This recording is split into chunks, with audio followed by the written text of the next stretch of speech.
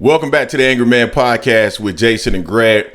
Our apologies. We've been out for a little bit, for a few days now. Some well-deserved vacation break, if you will. Sometimes you just need to unwind and not be covering the sport of boxing. But so, Jay, I want to cover something very quickly. It was interesting. I saw this video. I believe it was a video that you sent directly to me.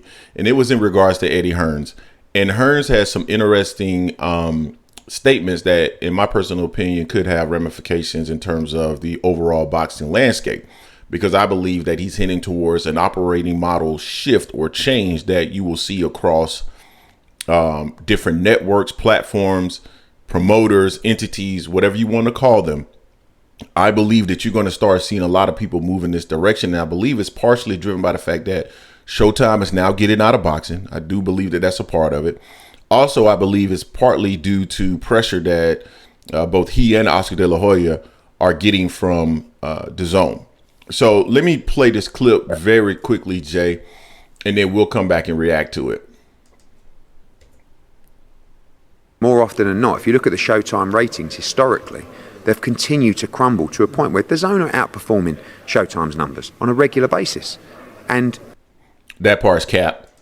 You know, but the purses continue to increase, and the advisors and the managers continue to want easy fights that don't deliver. And we're the weak ones because sometimes we let them do it.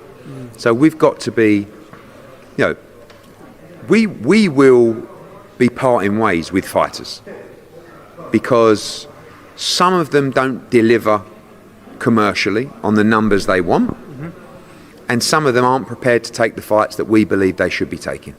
And some of them might just want to leave, but mainly the first two. So that's really a focus of me as we plan 2024.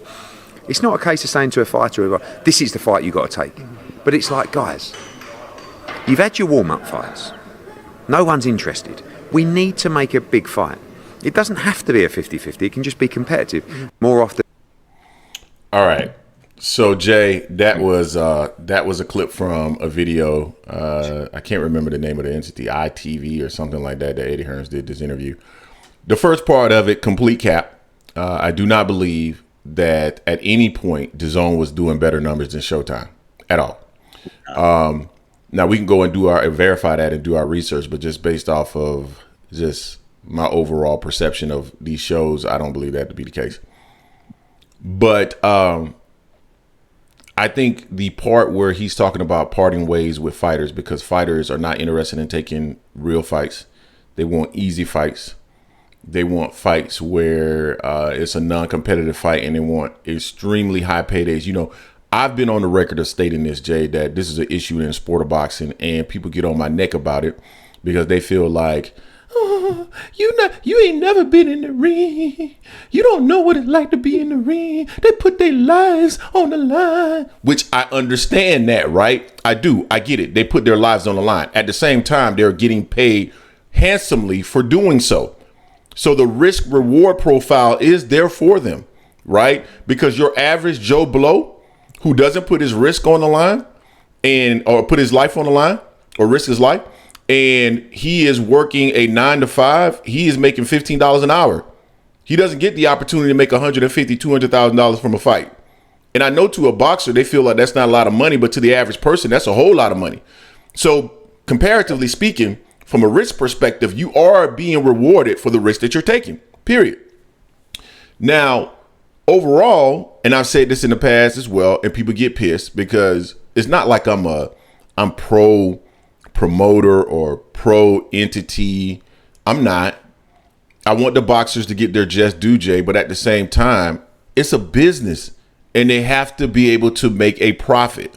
And if the big wigs, the executives, the networks, and all of these different people that are associated with an event cannot make a profit off of it, they're going to exit it.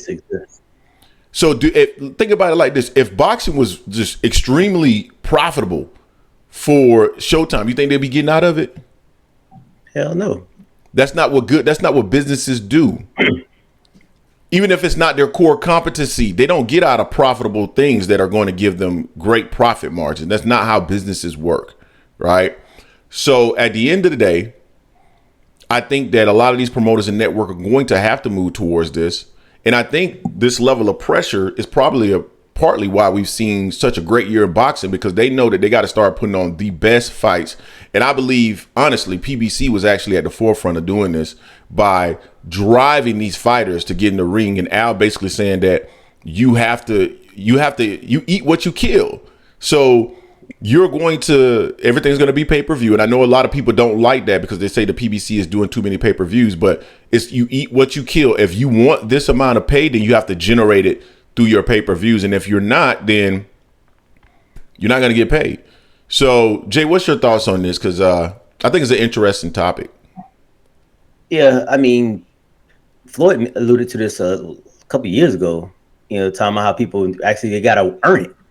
How he even said how boxers get mad at him because he was no longer fronting the money like that when they weren't producing.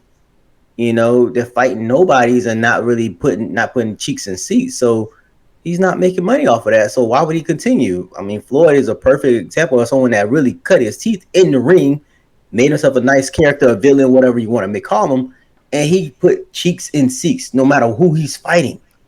So that's one thing Floyd could do that these guys aren't really willing to do. And right now, they're not willing to take the risk. That was my biggest criticism of Canelo when he was with Golden Bun over there. He wasn't taking the risk. He's put some cheeks in seats, but that started dwindling because people want to see a better product.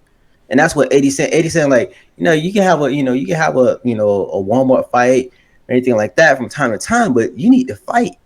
You need to fight the best.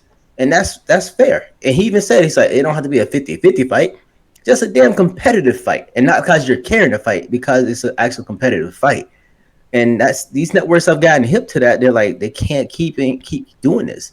And to some point, it's part of their fault as well for actually pushing that type of money for some of these fighters without them having to earn it as well. This is entertainment. And yes, the fighters are putting their lives on the line, and I respect all of that. And at the end of the day, it has to make sense on both sides. I just can't front you $5 million and you go fight the cab driver on outside street, and because it's guaranteed, you don't care. We've heard fighters say that, I don't care. I've already, it's guaranteed for us. So who cares if it sells out or anything? We've heard certain fighters say that before in the past. And that just reflects on more reason why these promoters and everything like, nah, you have to care. It has to be both parties really making sure that these fights sell, make sure they're good fights. It just can't be one-sided, like, okay, I'm going to pay you $5 million, you fight the cab driver, or, you know what, I'm going to pay you $200,000, you go fight Godzilla, as AB would say. It has to be some type of middle ground there, and that's not what we've had lately. And that's why a lot of things are going back to pay-per-view. They're going to pay-per-view so much to try to make up their money that they lost because of these subpar fights. And to your point, Showtime had a lot of pay-per-view fights this year, and I think the writing was on the wall already. They're trying to make their money back, and they put some damn good shows. Their pay-per-view shows were on point. I didn't feel bad. I didn't feel like I was getting cheated paying the amount of money for those pay-per-views like some of the other networks. Except for Canelo, Jamel. I enjoyed the undercard more so than the main fight. That was a fight no one wanted. So that's one of the things they forced down people through, and I didn't appreciate that at all. The undercard, I like undercard was good. I agree. Undercard was good. So, but yeah, I mean, it is what it is, and I think you're going to see a lot more entities, promoters, networks. They're going to start pushing towards these fighters, and they're going to start pushing these fighters towards making some of the best fights in the sport, because at the end of the day, if you're not doing that, you're going to continue to see an erosion of the sport. Personally, I think they should remove more paywalls, start getting some of these guys like Elijah Garcia in front of people for free, not on a pay-per-view card, because at the end of the day, who really knows Elijah Garcia? You need to give him more exposure so that the general public, because when you think about it, he has a fan-friendly style. The kid got youthful good looks, right? So he could appeal to a lot of people. But you got to get him in front of folks, and I don't think pay-per-view is the proper platform to get him the exposure that he needs to grow into a superstar. Just my personal opinion. It's not like I'm a boxing promoter or anything like that. Just my personal opinion. So you guys tell us what you think in the comment section in regards to this possible new operating model that we might see from different entities and networks Don't forget to hate, like, comment, and subscribe. This is the Angry Man Podcast on Sports Media, and we are out.